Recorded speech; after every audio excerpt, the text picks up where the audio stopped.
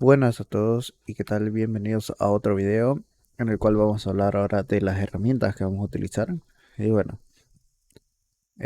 primeramente debemos de saber que análisis de datos depende mucho de lo que vamos a hacer y cómo lo vamos a hacer. Y para eso podemos elegir una mejor herramienta.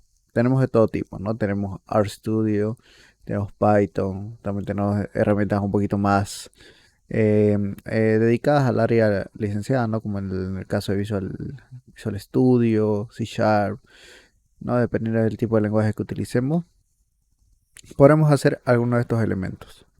Y tenemos unos cuantos trabajos abiertos que hemos hecho a través de esta herramienta y bueno, nosotros vamos a utilizar Python. ¿Y por qué Python? Habíamos visto inicialmente en el video anterior que hablamos mucho de Python. Esto debido a que Python realmente es una herramienta bastante útil y versátil, ya que al ser una herramienta de código abierto nos permite importar una gran cantidad de elementos externos y ajenos completamente al propio Python, ya que es un lenguaje de programación de código abierto y al mismo tiempo, al tener esta característica, resulta mucho más fácil trabajar e importar información de ella de acuerdo a las necesidades que tengamos. Puesto que realmente la comunidad de Python es bastante amplia y como es bastante amplia, esta comunidad pues siempre está realizando nuevas librerías, actualizando todos los elementos, haciendo nuevas formas de encontrar, ¿no? Hay muchas nuevas formas, perdón, de procesar, encontrar datos y demás. Realmente hay mucha gente trabajando en esto y pues eso nos da una completa no solo libertad, sino altas capacidades para poder hacer una gran cantidad de elementos. Como ven, podemos trabajar como un lenguaje de programación simple, manejando procedimientos. Por supuesto, esto depende mucho si han tenido una previa formación en programación básica. Sabrán que es un procedimiento, una función, ¿no? Y como ven, podemos utilizar valores de programación sencilla como también importados aquellos de las librerías, ¿no? Como importar una librería no es complicado, solo requerimos saber exactamente cómo se realiza, ¿no? Y me refiero más que todo a la forma de uso, ya que hay librerías, por ejemplo, que si incluimos el nombre del proyecto con el mismo nombre de la librería o con el nombre de la variable, con ciertos nombres específicos, pues dejan de funcionar. Así que siempre tratemos de usar un nombre un poquito más genérico e independiente del tipo de demostración que vayamos a hacer. Por ejemplo, este archivo, si no mal lo recuerdo, yo le llamé PD o Panda o Pandas y tuve un error y no me corría. Así que por eso lo tuve que cambiar el nombre a Panditas, no a Pandita. En este caso dice 2 pues porque lo he descargado, ¿no? Pues bien, la herramienta de Python es bastante versátil y al ser un lenguaje interpretado y no compilado, es realmente muy fácil de escribir. O bueno, muy fácil de entender más bien para las personas naturales, como ven. Puesto que realmente su sintaxis específica no es tan compleja como lenguajes compilados.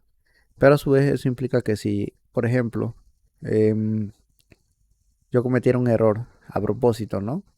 Aquí, y yo le diera run. Bueno, en este caso, sí tenemos funcionamiento, ¿no? Pero en algunos casos, aquí por ejemplo, si yo quito esto, ¿no? Para hacer que esto que lo vamos a ver luego en el análisis, que esto no es más que una matriz, ¿ya? Al quitar eso, entonces aquí yo estoy obteniendo un array de un array, no una fila. El querer procesarlo como un valor, vamos a ver que me sale error. Vamos a detener esa compilación y ahí está, ¿no? Tenemos un error. Esto se da principalmente porque al ser un lenguaje interpretado, realmente Python no verifica en el momento que va a ejecutar, sino que, perdón, no verifica previamente, lo que hace es verificar en el momento que ejecuta. Entonces, al verificar en el momento que ejecuta, ¿no? Nosotros somos, digamos, entre comillas, libres de cometer errores. Y eso es un arma de doble filo, puesto que nos deja escribir fácilmente sin mucho estrés, pero al mismo tiempo, cuando cometemos un error, debemos de buscar dónde está el error. Aquí dice en la línea 41, ¿no? Dice que aquí no lo puede procesar valor porque cuando yo le quité este elemento de acá era valor, o sea, cuando yo le quité este elemento de f se transformó en una matriz de NumPy, y al transformar en una matriz de NumPy, al obtener cada fila, pues cada fila no es más que otro array, y al tener ese otro array, pues está tratando de convertir está verificando si tiene valor un array completo. No, ya no sé que el array esté vacío, el array tiene un valor complejo, el cual no se puede de, de verificar en base a un mat, por lo cual nos da ese pequeño error. De no puedo convertir en Python escalar, ¿no? O sea, solo los tamaños -1, o sea, los arrays vacíos, pueden ser convertidos en escalar. También Python tiene una gran ventaja. Y la gran ventaja que tiene Python es que es fácilmente ejecutable.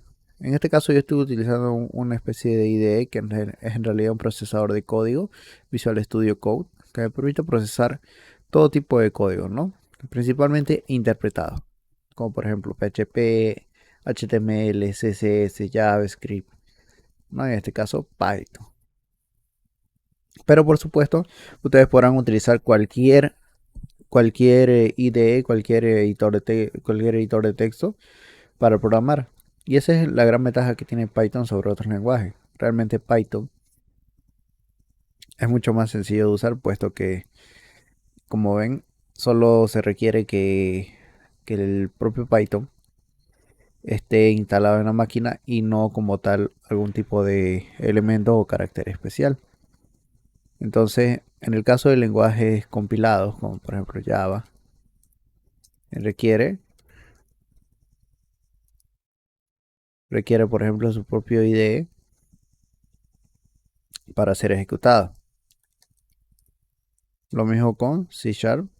Si yo quiero programar algo en estos lenguajes, pues debo tener su propio IDE, ¿no? IDE específico para cada uno.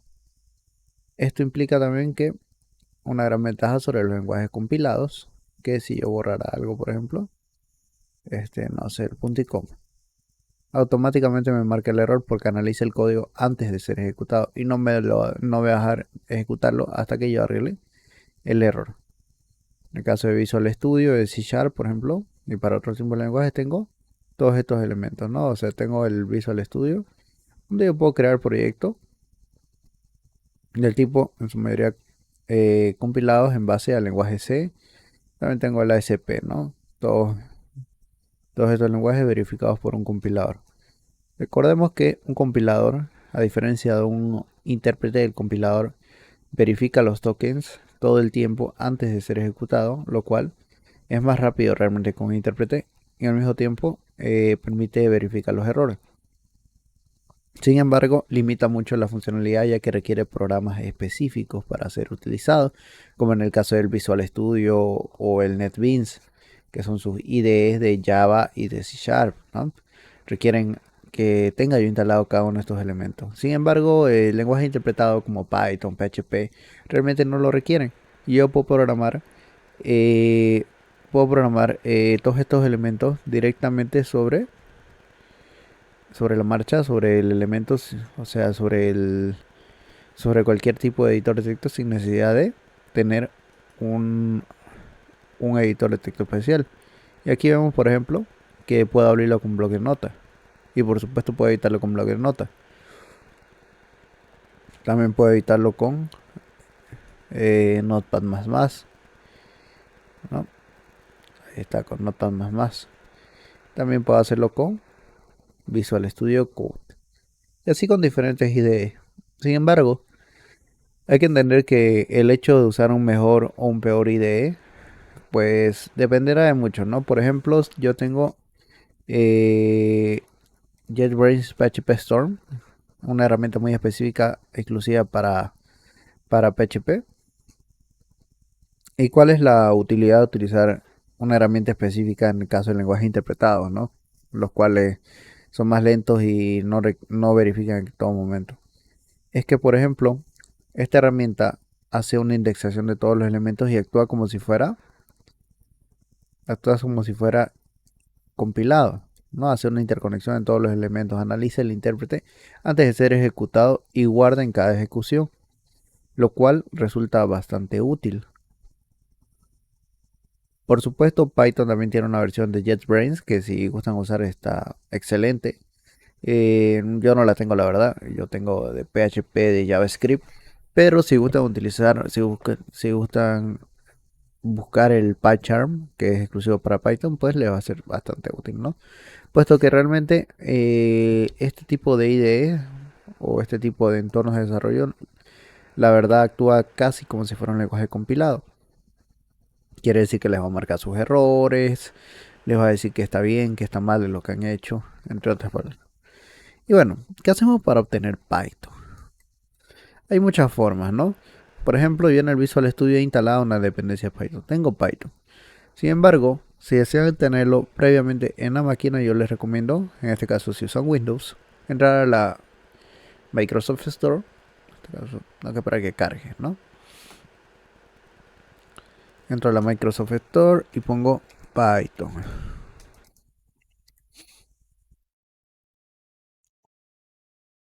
Entonces van a ver que tengo muchas versiones, ¿no? Bueno, aquí algunos juegos que nada tienen que ver, ¿no? Python, esto es para aprender. Python es un curso en realidad, ¿no? Este parece que es un código generador. Esto no sé qué será. Y bueno, tenemos versiones de Python, ¿no? Yo les recomiendo instalar siempre la última. Ya, en mi caso, creo que sí. Supuestamente no tengo la última. No sé cuál de estas versiones tenga, la verdad. Entonces, yo instalaré la última versión, ¿no?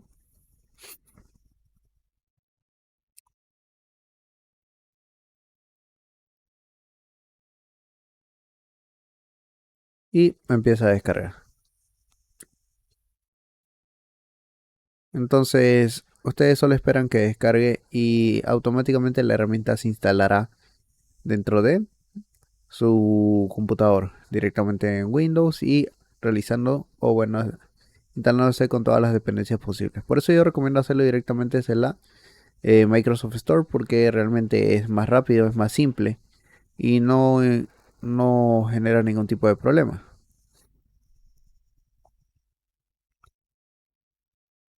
Podemos obtener versiones previas, por supuesto,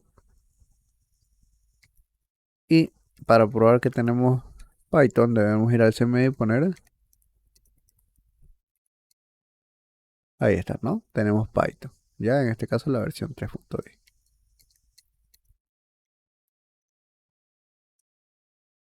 Y vamos a escribir.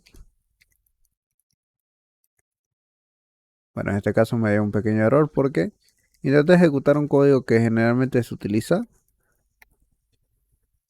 en Linux, ¿no? Entonces, bueno. Sin embargo, con solo ejecutar el código Python, ya vimos que tenemos Python precisamente instalado en la computadora. Ahora bien, luego de esto, yo recomiendo instalar el PIP. El PIP básicamente es un manejador de dependencia, manejador de librería, si quieren verlo de Python, que me va a permitir ingresar o instalar dentro de mi Python nuevas librerías externas que tal vez yo no tenga instaladas por default. Hay algunas que las tengo instaladas, ¿no? Mat, creo que NumPy también viene instalada por defecto. Sin embargo, si no los tienen, pueden también instalarlos a través de PIP. Pero para eso, primeramente necesitar instalar PIP. Y para eso utilizaremos este código, ¿no? Como ven, es bastante amplio este código. Y bueno, se los voy a dejar en un drive para que puedan manipularlo, para que puedan usarlo. Lo único que harán será run y empezar a la descarga, ¿no? Ahí. Y con eso ya tienen instalado PIP. Por supuesto pueden utilizar aquí la consola de esta versión y con ello ver diferentes opciones, ¿no? En este caso tengo menos versión, dice. Entonces voy a escribir PIP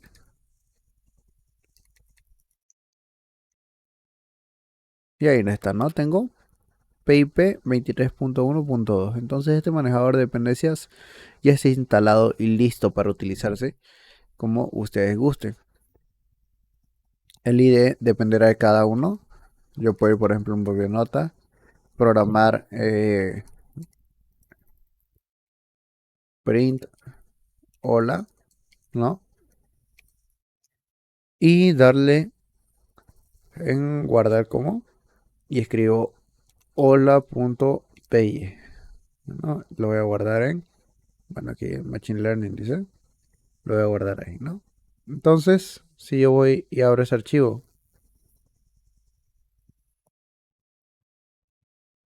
el cual se encontraba en documentos Machine Learning, ¿no? En ML. Le puse ML de Machine Learning, le paso hola.py, ¿no? Vemos que tiene la extensión de Python, le doy Run Without Debugging y ven, en la consola no aparece hola. Así de simple es el código Python, puede ser programado en cualquier tipo de herramienta sin ningún problema. Y puede ser manipulado de manera muy sencilla o, bueno, también de manera muy compleja, ¿no? Dependiendo del caso, cada uno deberá de, por supuesto, pulir sus habilidades en Python para lograr obtener el mayor provecho de esta herramienta. En este caso, tener bases sólidas de programación nos ayudará mucho para el siguiente paso, que es utilizar esta programación en elementos más complejos, entender cómo funciona la programación y utilizarla para realizar tareas y eh, procesar todo tipo de algoritmos, los cuales puedan ser fácilmente manipulables a través de diferentes códigos, ¿no? En este caso, por ejemplo, los for, los procedimientos, las funciones, no funciones, en este caso porque hace return, operaciones, asignaciones, ciclos, ¿no? Y el uso de librerías que nos van a permitir hacer algún tipo de trabajo o herramienta específico. Esto como introducción al uso de Python.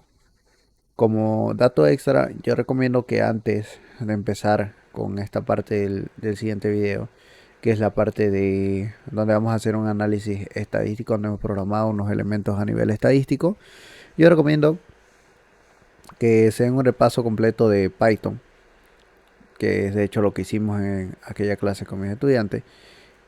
Realizar un análisis completo de Python, ir practicando, ver cómo se hace un for, una asignación, que es un array, ¿no? Que es un if, que es un condicional, sin con alternativa y otros elementos, los cuales les ayudará mucho a saber, a conocer la herramienta, familiarizarse con la herramienta Python, qué herramientas tiene, qué alcance tiene Python y qué es lo que yo puedo hacer con Python puro y cuando ya necesito recurrir a una librería como tal. Aunque claro, hay cosas que también podemos hacer realmente con Python puro, sin necesidad de librerías, pero resulta también mucho más complejo, ¿no? Entonces, las librerías no solo están para hacer cosas que no sabemos cómo hacer, realmente sin librerías podemos hacer todo esto. El problema es que es bastante complejo. Y pues las librerías nos ayudan mucho a facilitar este trabajo, ¿no? La necesidad es lo que nos lleva a crear una nueva librería, por decirlo así.